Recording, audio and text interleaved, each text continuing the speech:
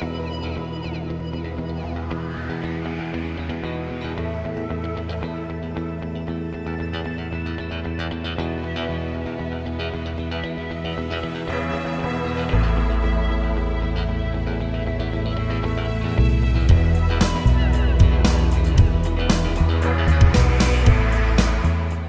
I'm not alone. This is great. I am not alone. This is great.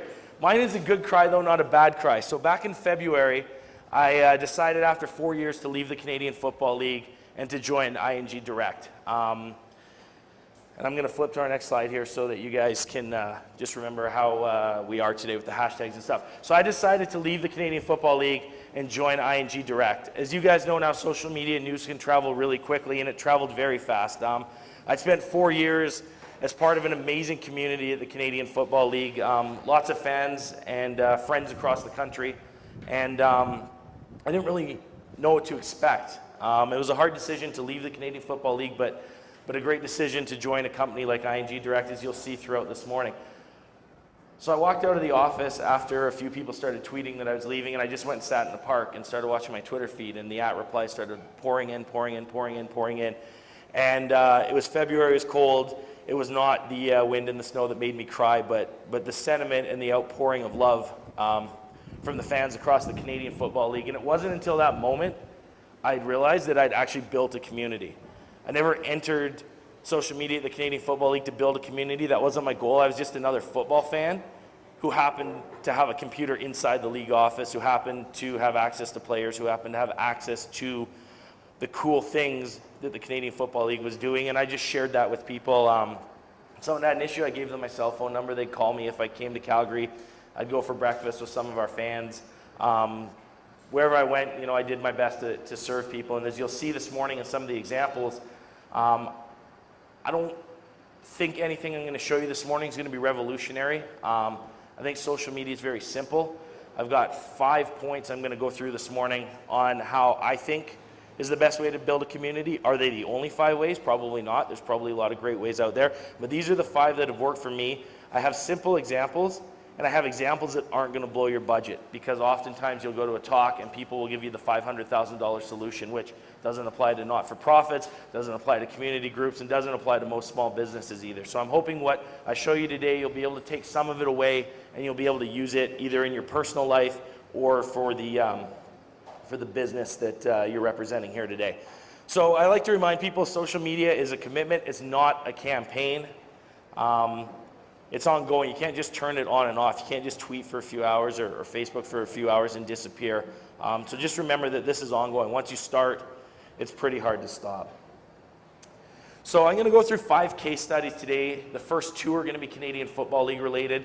The last 3 are going to be ING Direct related. And then I'm going to show you for the first time ever, actually, we haven't shown anyone in public what the future is going to be for ING Direct and community building. And it's going to take a little bit of sports and blend it with a little bit of banking and see how we're able to put something cool together.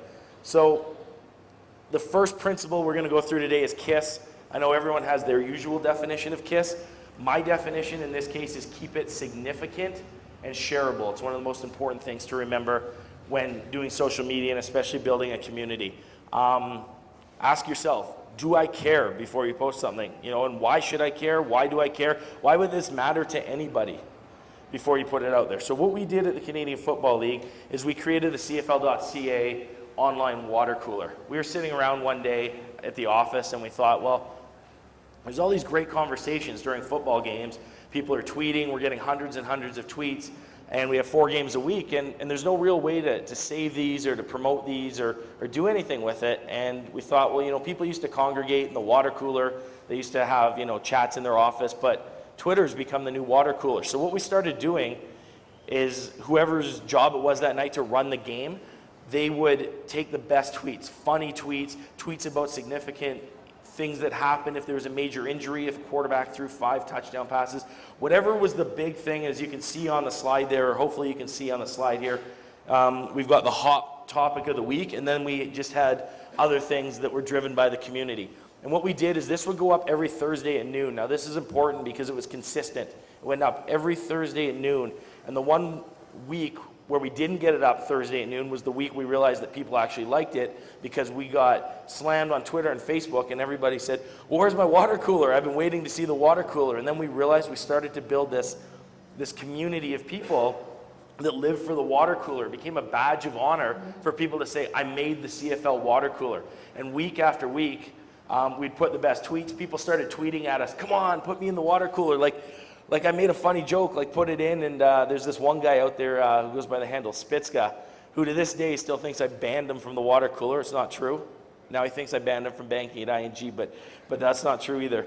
But it became this thing that just grew for us, and when we had our Grey Cup tweet up, which I'll show you in the next example, people started talking to each other and they were bragging about how they made it 7 weeks, and I made it 8 weeks, and I made it 6 weeks, and it gave people a chance to see who the other influencers were amongst the CFL community and amongst our fans, and get to know people. We had their Twitter handles in there.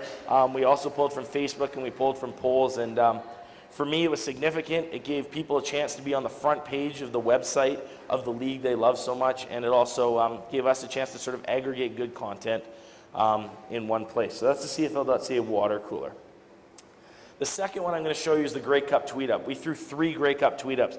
The first ever Grey Cup tweet up was here in Calgary in 2009 at the Unicorn Pub downtown. We had about 25 people show up. Then it grew the next year in Edmonton to say about 70 people, and then up to 120, 130 in Vancouver at last year's Grey Cup. I will not take credit for coming up with the idea of the Grey Cup tweet up. In fact, it was fan driven. About a month before the Grey Cup here in Calgary, a bunch of fans started asking us if we were going to have a tweet up. This was 2009, Twitter relatively new, and we thought, hey, that'd be a good idea, but we're pretty busy. You know, our team was thin, but let's see what we can do. So we called around, and as you know, in Calgary here, people like to party, so it's pretty hard to find a room in a bar a month out of Grey Cup. And we managed to get space in the Unicorn. I managed to get the commissioner to come out for an hour. We got a couple of players, Nick Lewis from the Calgary Stampeders, Tad Cornegay, who was with the Riders at the time, and the 25 fans came out. We had a plate of food and some beer, and it was just sort of a very casual get-together. There wasn't much to it, but people were really excited. They got some autographs from some players. You know, how often do you get to drink beer in the bottom of the Unicorn with the commissioner of a professional sports league? So that worked out really well. And what I'm going to show you is the evolution of where we ended up in Vancouver. And the point of this, and here's the second point I'm going to make today, is focus on people over technology.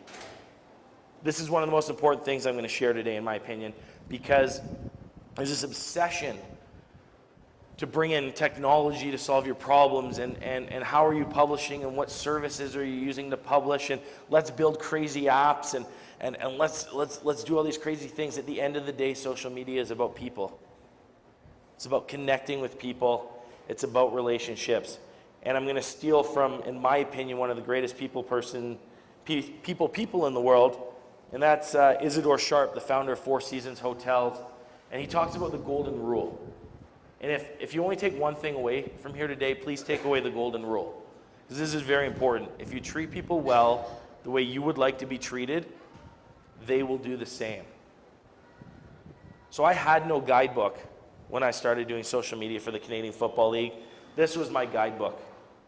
My dad taught me to treat people well when I grew up. I looked at people like Izzy Sharp from Four Seasons, and I just treated people well. And that was what guided us, and I think that's what led to our success. So here's a look at the Grey Cup tweet up. This is a combination of photos from both Vancouver and from Edmonton. You can see fans getting a chance to go up close personal with the Grey Cup. They had an hour at this event. This was opened up to people that were some of the most hardcore engagers throughout the year. We gave preference to the people that came the year before. They got first crack at coming back the next year, and then we kept expanding our numbers. There's Arlen Bruce in the middle, if you're familiar with the Canadian Football League. That's the commissioner in the upper right and the bottom left. If you're hardcore Stamp fans, you may recognize the two women with the Grey Cup on the bottom. Connie on the left with the dark hair was actually on the Calgary Stampeders ticket last year, and she's also featured in some of their marketing campaigns. So it brought influencers out to an event.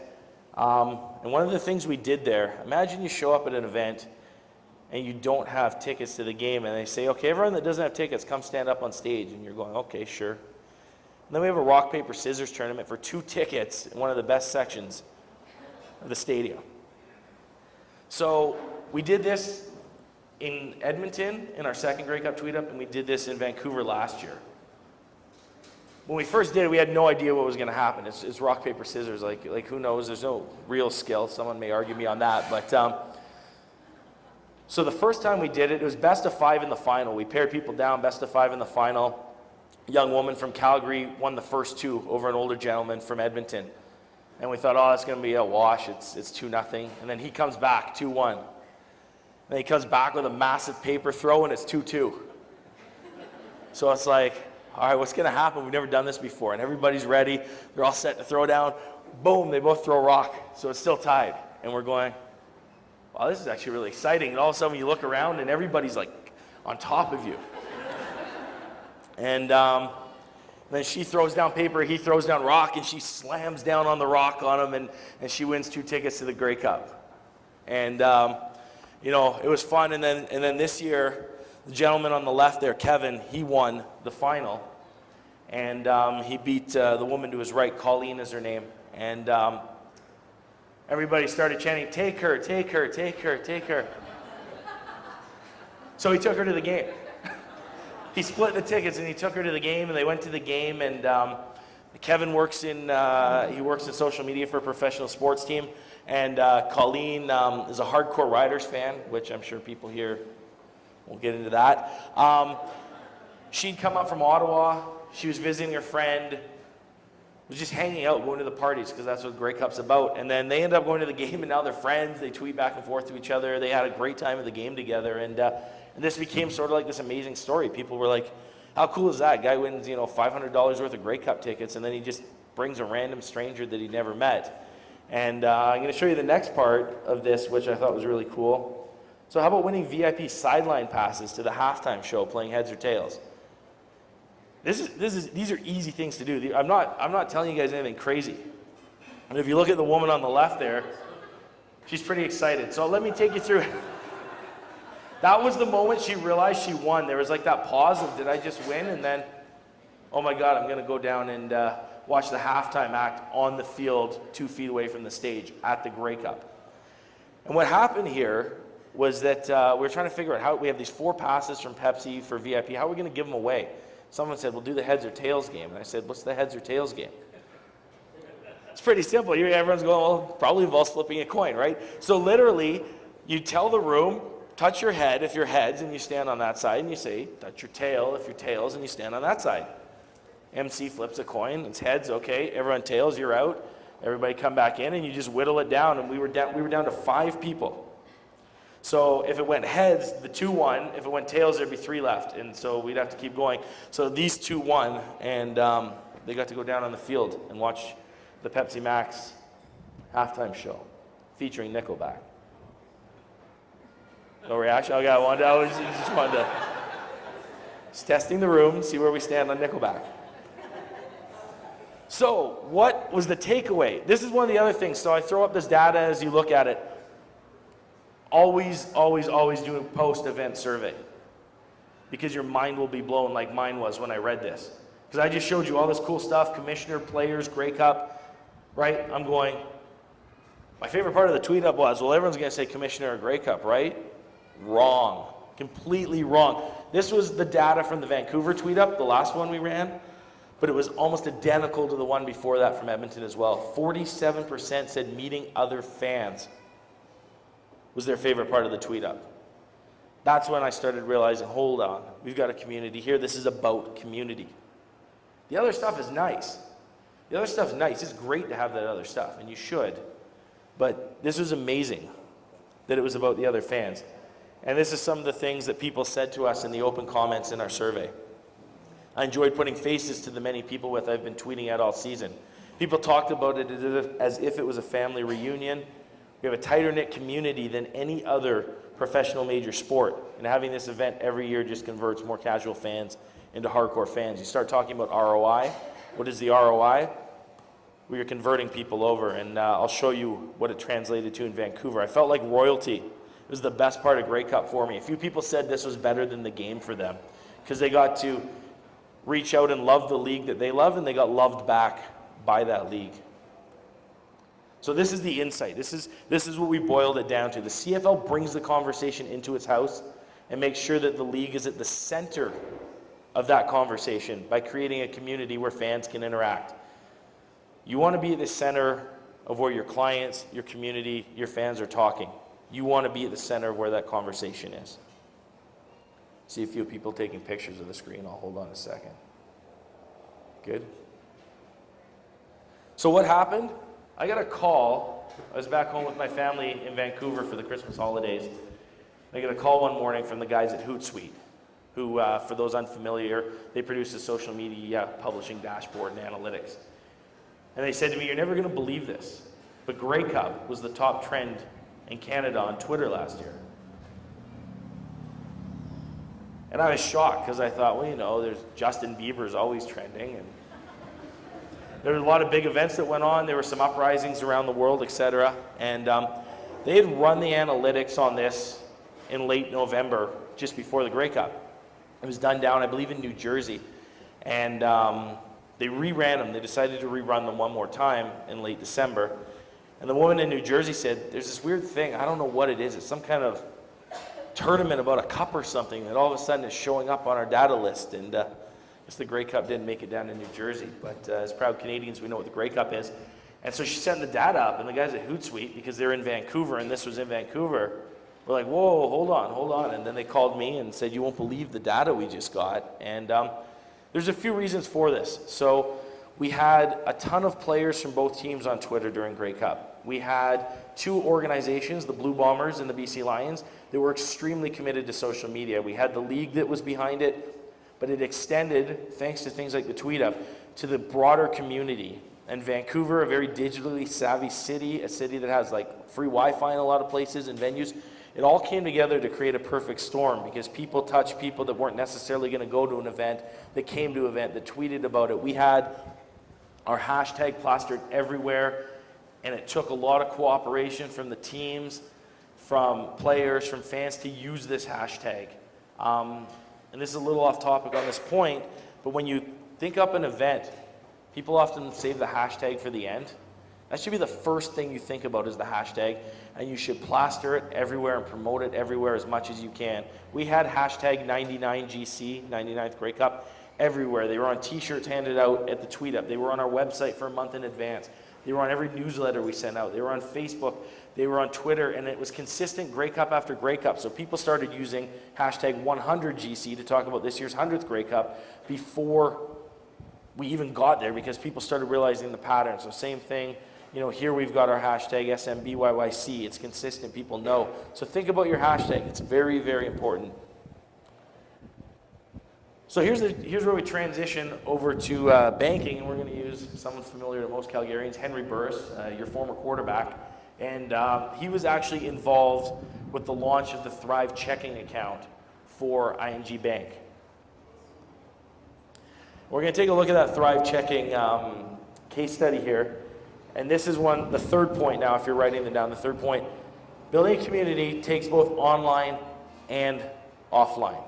A lot of people focus all their attention on online, and those of you that are here today that were at our event last night at ING, I think you walked away rewarded by the fact that you put the face to the names of some of the people. You met Jonathan from our cafe, who I'm sure some of you have seen on Twitter, and now you finally met Jonathan. So this is the importance. So I'm going to show you the online component first. We crowdsourced ideas for our Thrive checking account. It's been around for just over a year now. We opened this up to 10,000 clients and said, it's in beta. We want you to take a look at the checking account we've got, and we want you to take it for a test run, and we want you to tell us everything about it that you like, don't like, want to see, don't want to see, want changed. And we threw our product out there. That takes a lot of guts. It's not easy to have people give you feedback on something and say, this sucks, I can't do this, or it doesn't do that. But at the end of the day, though, it also gives you great insights on what your clients want, and it's helped shape a no-fee daily checking account that actually pays you interest, that offers you overdraft protection. We call it whoops protection. And it provides a whole lot of features that were crowdsourced through the community. The community helped design this great checking account. So that's the online component, reaching out to people, and they gave us feedback through Twitter, through Facebook. We have Get Satisfaction, which is our online community. Any way possible, they gave us their feedback. What's next, and we don't have the audio for it, but I'm going to run a 1-minute video to show you the offline component of it. And just to set it up, we had 4 ambassadors. Henry Burris was one in Calgary.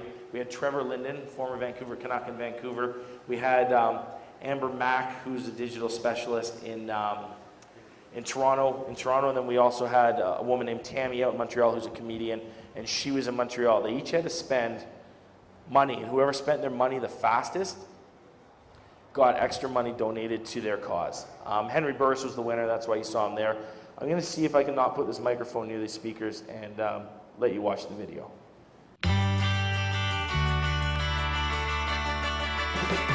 I'm Henry Burris, and today I'm feeling thrive-tastic. I've got 7 hours to spend $7,000. Courtesy of ING's no-fee daily checking account. Je sens que ça sera pas facile. You keep up? Can you keep up? Can you keep up?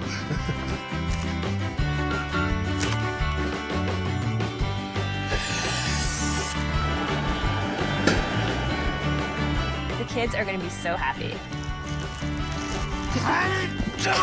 700 bucks of everybody's lunch is on me. I would say, all right.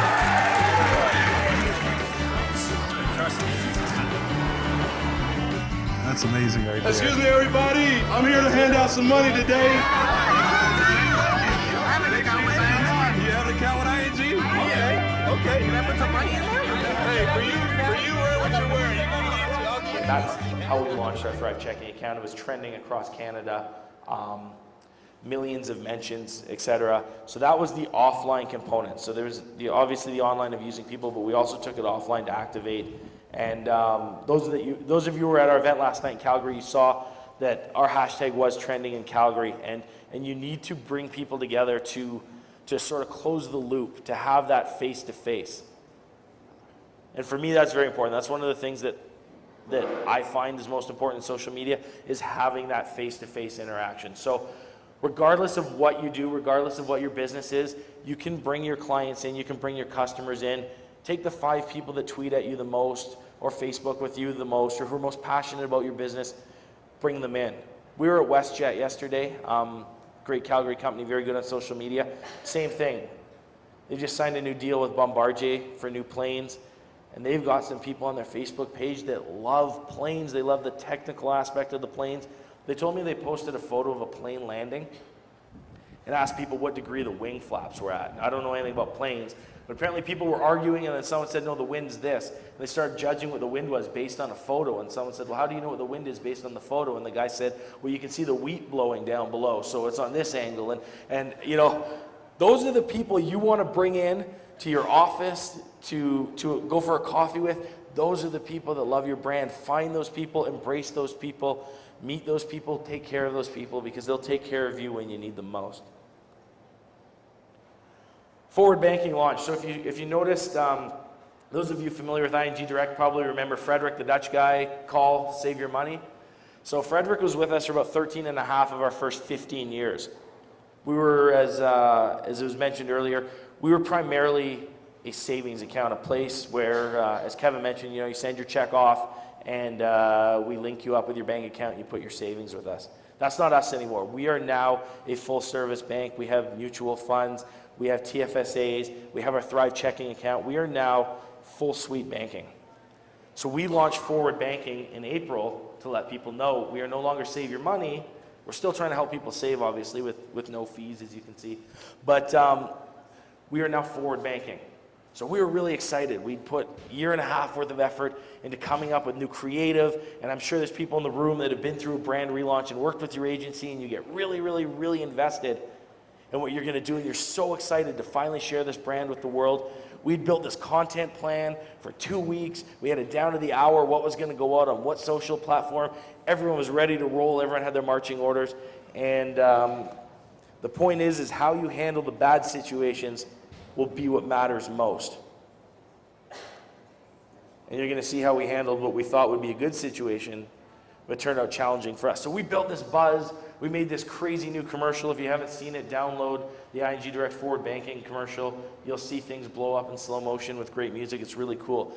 We hyped this up, but we always made sure to tell people it was simply going to be a brand change. We didn't talk about products. We said brand. But people hear what they want to hear. Clients hear what they want to hear. What's in it for them? So we built this buzz. We were so excited. And wow, this is what we got. We were using the hashtag Stop Banking in the past. Blue Quake says, I actually liked banking in the past, when ING offered actual high interest rates on savings. We dropped our savings rate about a month before the brand relaunch. Anyone else feeling suspicious about what's coming from ING Direct? Vague ads, careful language, not passing the sniff test. One of my favorite ones, is this the big reveal? I was hoping for an ING credit card. And we knew that. People have been asking us for a credit card for a long time. They said, get a credit card, we'll move all our banking over to you. Nice, but it doesn't make me feel better since I just noticed that my savings rate had been cut to 1.35%. So we were jazzed, we were all jacked up, and then all of a sudden, the whole morning, everybody's going, oh, we had all this goodwill and now people don't like us. So after about 24 hours, what did we do? We said, hey folks, we've been doing a lot of talking over the past 48 hours about forward banking. We understand that you would like to see new products and new services from ING Direct. So we are opening this thread up to collect feedback and hear specific products or services you would like us to consider. Thank you for your help. We provided people an outlet because we realized quickly, and we took that 2-week social media plan and we threw it out. After all that work, all those months that went into it, threw out the door that content plan. We said, tell us, what do you want from us? We got over 100 comments that we ended up bucketing into about 5 different columns on what people want from us. Credit card being number 1. Some great ideas. And we fired that off to our product team and we got amazing feedback. And then after that, the mood changed. We then teased our next commercial. We put some more stuff out and people started to realize what was happening. But the key for us on this was that when you redo your brand or something like that, it's all about you.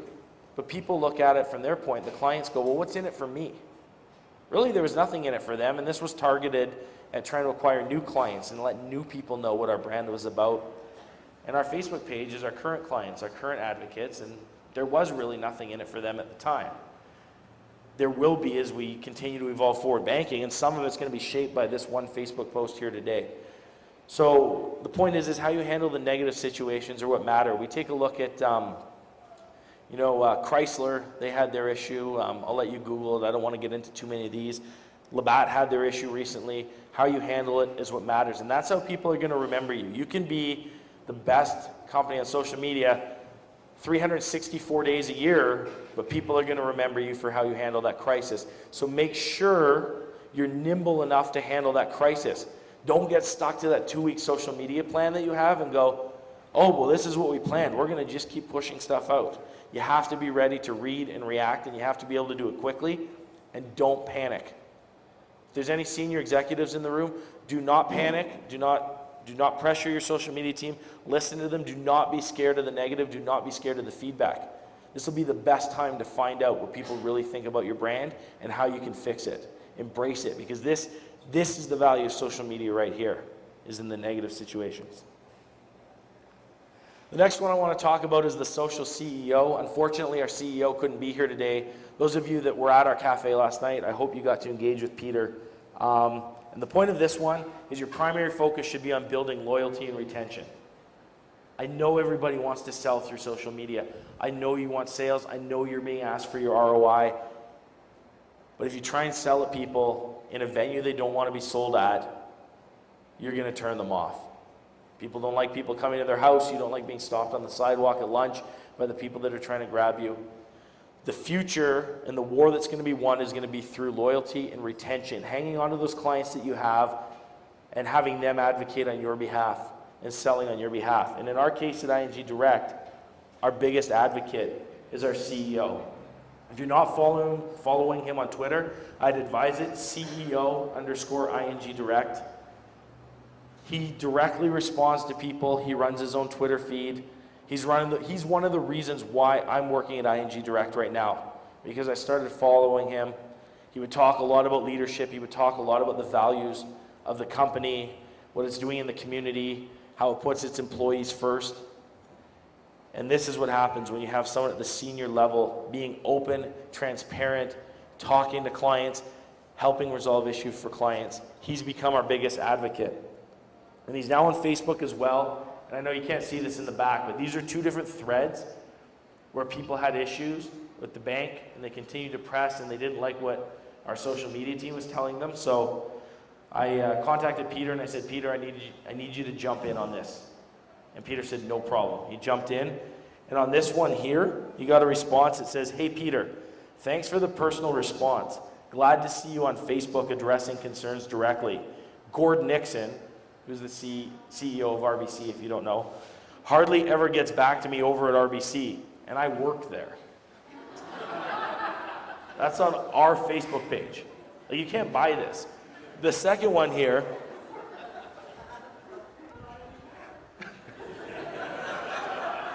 fair point. Brian says, I have yet to see another company's CEO post on Facebook when called out, especially a bank CEO. Only makes me more sure about my choice to go with ING. I'm lucky. I inherited a CEO that was already into social media. For most people, it's going to be a challenge for you to get your CEO or your senior leadership on social media. So show them this. Show them what Peter is doing. Because it works. It makes a difference. It builds loyalty. It builds retention. He doesn't shy away from problems. He deals with problems and he listens. The most important thing that Peter does is he listens, and he genuinely does have care and concern to resolve things for clients. And this is just some of the examples of what Peter does. So what's the future? What's next for ING Direct? I've only been with the bank since February, and I'm trying to bring my knowledge from the Canadian Football League and sports and the passion that you see in football and soccer and try and bring it together with banking to build those ambassadors, to build that next community.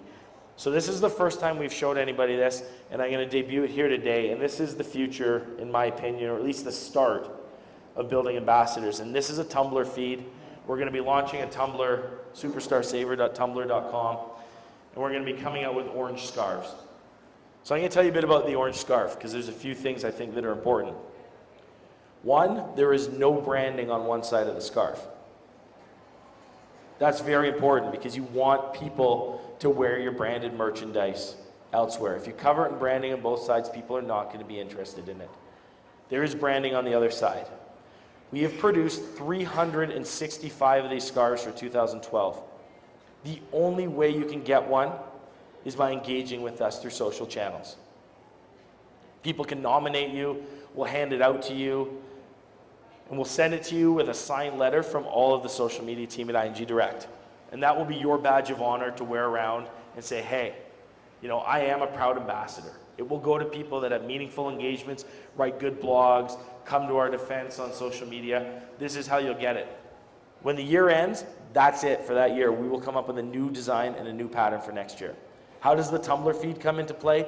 What we're going to do with the Tumblr is we're going to have people send us pictures with their scarves, whatever they're doing with them. They take them on vacation. We're just going to have a roll of photos of people on there. That idea comes from Hootsuite. If you check out their Life of Owly Tumblr, Life of Owly, OWLY.tumblr.com, they do something very similar with people wearing Hootsuite merchandise around the world. And this is what we're going to do. And then Melissa and Jonathan both work in our cafes. So when someone comes into our cafe wearing a scarf, we can offer them stuff like free coffee, or we can offer them other special perks. We can start throwing orange scarf events. This is the start to identifying who our biggest brand advocates are. And this is not just for clients. This is also open to our employees. We have over 1,000 employees, and we are trying to drive towards being a social business and getting our employees involved as well in promoting our business. No more being scared of what someone's going to say. We're going to train and educate the people that work for us to understand our brand, to speak on behalf of the brand, and we're fortunate that we already have probably 50 to 100 people that are on Twitter, and we want to empower them to continue to speak on behalf of the company. And this will be one of the ways that they can also participate by taking home an orange scarf. So to recap what we've gone through here this morning, the 5 key takeaways: keep it significant and shareable. We saw the CFL.ca water cooler example. Focus on people over technology, the Grey Cup tweet up. Community needs to have both an online and an offline component, as we saw in the Thrive example. How you handle the bad situations will be what matters most. And your primary focus should be on building loyalty and retention. So that wraps up the presentation. Thank you very much for your time this morning. Thank you for listening. My email is there if you do have any questions, if you have any feedback, if you disagree with anything, let me know. If you have trouble with your banking, also let me know. We'll take care of you. You can also find me on Twitter as well. And as we mentioned, Jonathan's here too. If you do want to do anything at our Calgary Cafe, it is open to groups, free of charge to use our space downtown. So hook up with Jonathan. He's wearing the bright orange watch, and he'll be able to take care of you as well.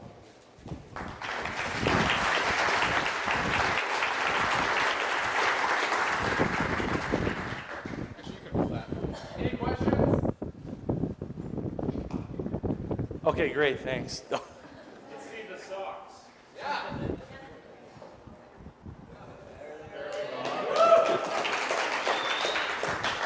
Not sure how orange socks goes with my red shoelaces, but we'll make it work. I got a question. Yes. So, what about, so you work with CFL, who had tens of thousands of fans. ING Direct has 1,000 employees plus 2 million customers, right? So what about an organization that maybe is local to Calgary that has under 10 employees and a handful of customers? So the question is for smaller organizations, if you only have a few employees and a few customers, to me, every employee in this day and age is an ambassador for the brand and for the company. And you have to take it to heart. You know, I don't wear this t-shirt because someone told me to wear this t-shirt. I wear this t-shirt because I believe in the brand that I represent. And you need to find those employees that believe in what you're selling, and believe in your company. And that often starts from the top. You always hear tone from the top. So if you are a senior leader in this room, make sure that you are passing that down to the people who work for you, and you have to lead by example like our CEO does. Everybody's an ambassador. Everybody can go out there and engage. That's the great thing nowadays, is that the days of information is power is over. Information is now in the hands of the community. And the more you can get your employees, and the more as a company you can be out there engaging. You know, Melissa and Jonathan are out in the community. They're engaging on behalf of themselves, but they're also representing their brand. And that applies to anybody. That can be massive corporations down to tiny corporations. Be an ambassador for your brand. Take away some of the things we showed here today. And again, remember the golden rule. Just treat people right and you'll be okay. People will want to do business with people that treat them right. And I'm not telling you anything new here. This has gone on forever. Anyone here in sales knows that good deals come together when both parties win and both parties are happy and everybody feels like they got a fair deal. It's the same thing. Just treat people right no matter how big your business is. Do anybody else? Oh, I know there's a question in somebody's head. Yes. I almost didn't ask because it's kind of in line with that, but I work for a very small business. We're actually a vendor at this farmer's market around the city. We do sustainable fish and seafood. We're really bad at Twitter. We don't really use it well. So what would be some of your advice for getting started in terms of utilizing social media? So the question is working in sustainable fish and seafood and you're bad at Twitter, how do you get started? We're all laughing, but we all got started at some point, right? We all had to grow from somewhere. So a few of the techniques I learned was I just started going to conferences like this and I started watching what people were doing that were successful, and I would start to follow them, maybe engage with them, keep an eye on what's going on out there. But also monitor conversations that are happening about your industry or things that are happening, and then start to jump in a little bit. And you know, if you see people talking about something, offer them some help, explain to them, you know, maybe someone's looking for a recipe on seafood and you can say, I got this great way cook, BC salmon on a cedar plank, and here's what you should do, and here's a link, and be helpful. It's one of those things. It's the same thing as networking. People, they go into a networking, to meet someone networking, and they go in trying to get something out of it, rarely succeed. Where if you go into that conversation and try to give something to somebody, long term you will be better off. So go in trying to give is what I would do on Twitter, and just be helpful and share with people. And I think people will start to then be drawn to you, and they'll say, this company's so helpful. Look at what they're doing. They're making a difference with sustainability. They're making a difference in the community. They're helping, and that's what I would do. I hope that helps. One more? One once? Boom. So I'm interested to know that you're on Facebook for things, but you're not mentioning LinkedIn at all. So from your perspective, is there a difference between the social atmosphere of Facebook and the business aspect of LinkedIn? So the question is about why I didn't mention anything on LinkedIn, and is there a difference? I think every single social platform is different. And if you try and have the same voice or same strategy for every single one, I don't think you're going to succeed. I think I had a conversation with someone in this room yesterday about how our Twitter audience and our Facebook audience are totally different people. You may have that 5 or 10% that blend on both, but it's different groups. For us, we use LinkedIn for recruiting. We use it for posting jobs, especially at the bank. And I think the successful companies of the future are going to be the ones that win the war on talent, that find the great people, the ones that you can trust to be the ones speaking on behalf of your company. So LinkedIn's going to be at the center of that. But again, online, offline, you can post all your resumes on LinkedIn or all your job postings on LinkedIn. But if you don't have recruiters coming to an event like this, or I was at a Facebook hackathon on Saturday in Toronto where they had all these young developers from Toronto doing coding for Facebook, and I met a bunch of 19 and 20-year-olds that were 10 times smarter than I'll ever be, telling me things I didn't understand. If you don't go to those events and shake their hand and meet them, you're not going to win the recruiting war. So LinkedIn's the start. I was talking to 4 young engineers from the University of Toronto, and they said, "Oh, who are you with?" And I said, "ING Direct." And they said, "I know your CEO, he spoke at something, he's on Twitter." And I said, "Yeah, that's right." And they said, "You guys are the cool bank. I love how your CEO's on Twitter." And I said, "That's pretty neat, these young coders know who we are." And for us, it's like they could end up working for us, and we're winning the war on talent through that. But so LinkedIn's half of it, and you have to use that for recruiting. But get out there, meet people, and that's how you're going to win the war, to find those best employees. Is that it? Time up? I don't know.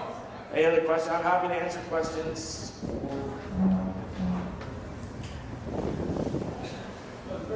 How much of your success with the CFL social media aspect can be transferred to another organization like the NFL or the NHL? It's a uniquely Canadian, small markets community that gains that success.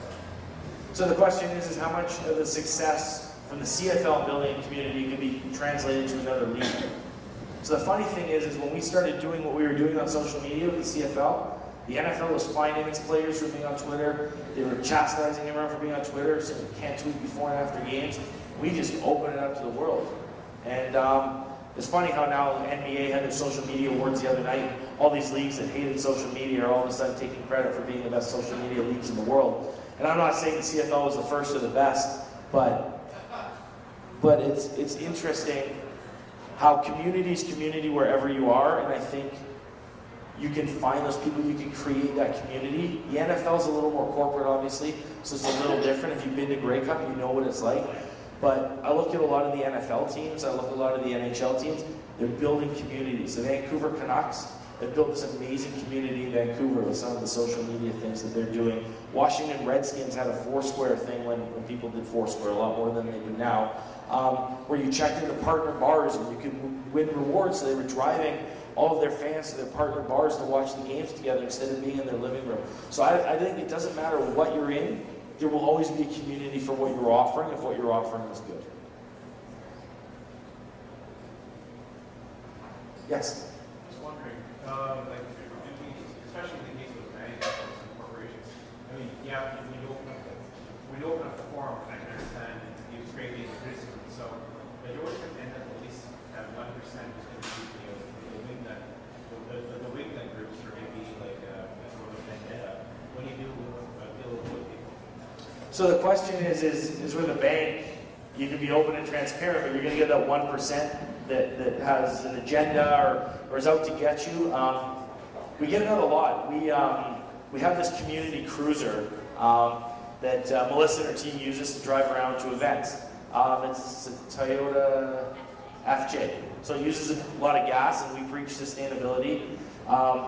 With our rebranding, we put this Toyota up the other day on our Facebook and said, check out our new community cruiser. We got hammered. People were like, oh, it's a gas guzzler. You guys are killing the environment. Oh, that's where my savings interest rate went to pay for this car. We're like, no, we've had this car for a long time. And then we started to get hammered, and then, I'm fortunate that I have a very good team under me, and they realized that we forgot to tell people that it's part of AutoShare. We forgot to tell people that we've had it for a while. We forgot to tell people that it's used to haul big equipment like speakers and stuff, so we can go do community events. We would be riding bicycles if we could, except for the fact that you do need to move some stuff. So it's making sure that people understand the full facts and understand the full story. And sometimes that's a mistake on our part, that we just don't tell the whole story right. So, make sure you're telling your full story and try and deal with people. Once in a while, and I won't mention his name, but if you do go on our Facebook page, you'll see one guy with a pattern of history, and I've had Peter talk to him several times, and at some point, it's okay to ignore people if they're causing chaos on your page.